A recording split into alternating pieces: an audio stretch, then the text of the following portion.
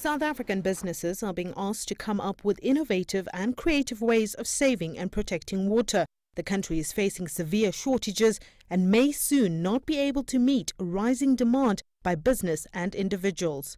All sectors need to start reducing the amount of water either utilized in their own processes or within their own operations, and to utilize water more efficiently. The agricultural sector is the biggest consumer, using around 60% of the country's fresh water supply. The agro-industrial sector contributes around 12% to the economy.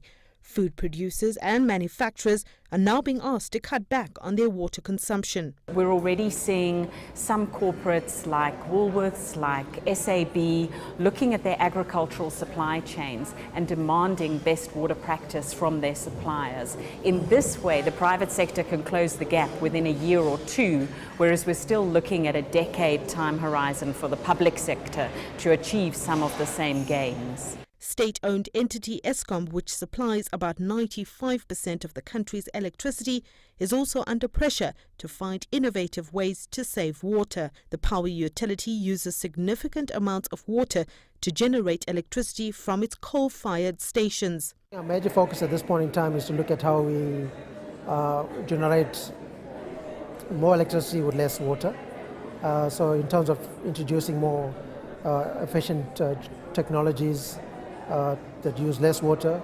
We're also looking at how we're diversifying our energy mix to look at how we could utilize less water. So for instance, moving away towards renewables. Mining and other industries account for at least 11% of the country's water bill. Acid mine water drainage caused by decades of mining has become a huge problem for water supply, especially in Gauteng, an issue that government is trying to address with the new legislation. We put in pretty stringent license conditions in terms of the management of mine water, which will require the mines to treat any water up to acceptable standards, and those standards determined by the department before that water is discharged into the river systems. The South African government is now looking beyond traditional groundwater to secure water supply. Some of the measures include recycling, rain harvesting and desalination plants.